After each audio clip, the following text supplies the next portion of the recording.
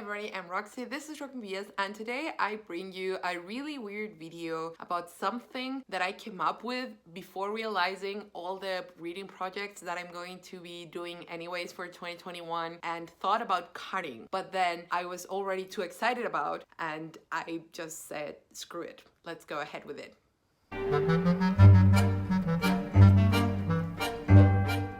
So, this is a readathon / reading initiative. It's very informal. If you want to join me, just, I don't know, leave a comment down below, talk to me on Instagram, #FewFavoriteThings.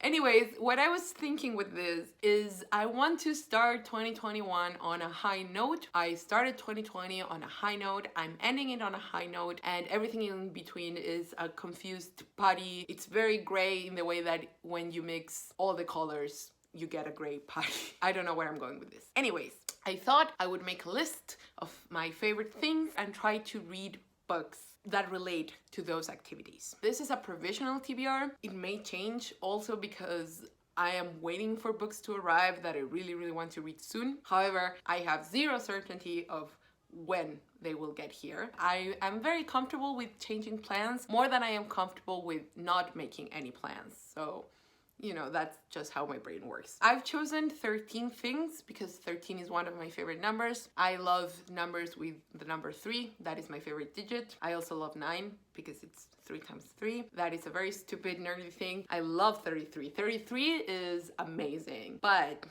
33 books would be too much.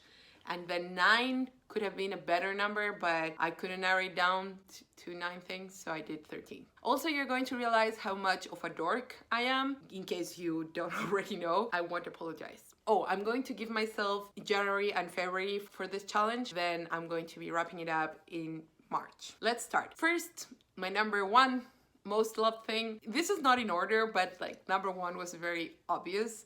It's books. And so I decided to read Bird by Bird by Anne Lamott. It is a book about writing and writing life. It's supposed to be one of the best books on writing ever. Then Dance, Bolshoi Confidential, which I'm so excited to read. Last year, one of my favorite books was Apollo's Angels, which was very much a real history of ballet. And this is much more raunchy and saucy and gossipy, but I still expect to learn a lot from it. Then parks. I love parks. They are my favorite type of naturey place.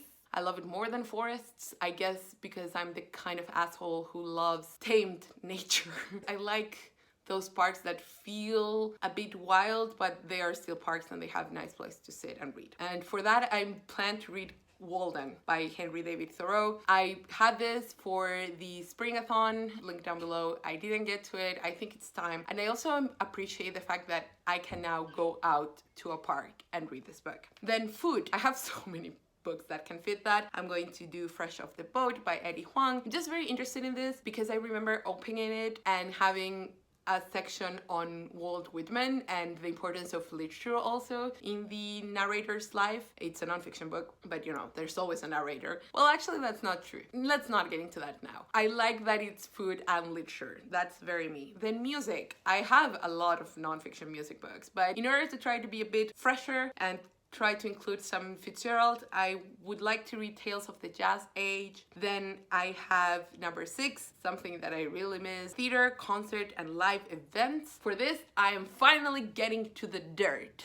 the oral history of Motley Crue. I've been wanting to read this book for a long time, but I've never really made it a priority, but now I want to make it a priority because I'm very excited, and I feel out of all my music and theater books, this is the one that will give me the feeling of being at a concert. Then knowledge and history. I am an information and data fiend. We could be here all day. For this, I'm going to go local and I'm going to be reading a book that is all about Santiago, which is the city I live in, during the Belle Epoque, and how the elite and specifically the women elite interacted with that idea of the Belle Epoque, which of course we didn't go through the Belle Epoque because we are not France and we're not Paris. But we were, like many other places, very much influenced by it. Then films and TV shows, I do really love those. I would like to read James Baldwin's essay, The Devil Finds Work. However, that might not work because I might read it in December. I'll find something. If not, then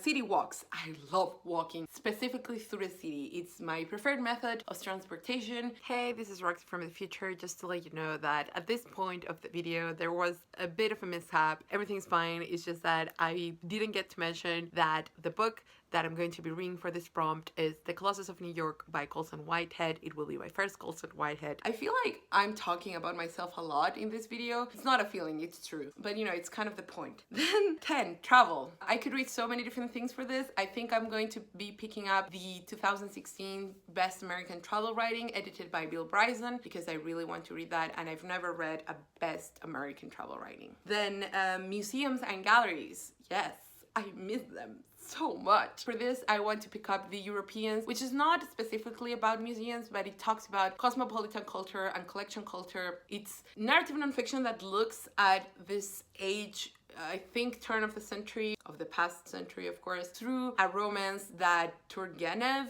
with the Spanish soprano, I forget her name, and patron of the arts, they had like a love triangle, something like that, and it uses that as the departure point to talk about this wider historical moment, which is one of my favorite format. Then cafes and tea houses. That is something I have regained since the end of lockdown. I always go and sit outside, but I'm so happy to be able to sit down and read and write. So for this, I'm going to be reading Japanese, which is the life of, I forget her name, I think it's Alice something. It talks about how cafe culture arrived in the United States. I'm also very interested in her story, you know, as a woman entrepreneur at a time where that wasn't very common. And finally, I have visual arts. I have an every month anthology on short stories about art and artists. I also have nonfiction, but I want to mix it up. I don't want it to be just nonfiction. So I'm very excited. I didn't mention science had to cut stuff, so I put that in the category of knowledge. If I feel like picking up something related to science, it might go on that category. I'm very excited. This is a very stupid project, but I love it. So if you are interested, what would be ideal is that you create your own list, and that list can be as short or as long as you want to, of things that make you happy, that bring you true joy, or that interest you deeply. But try to focus on the positive feeling, you know? It is, again, very informal. Use the hashtag on like Instagram or Twitter or whatever. That would be very cool. I hope you enjoyed this video. If you enjoyed it, please give it a thumbs up, please subscribe, and tell me, have you read any of these books? Do you want to after hearing me talk about it? Or do you have suggestions for these categories? And also tell me what are some of your reading plans for January and February. And that's it. See you next time.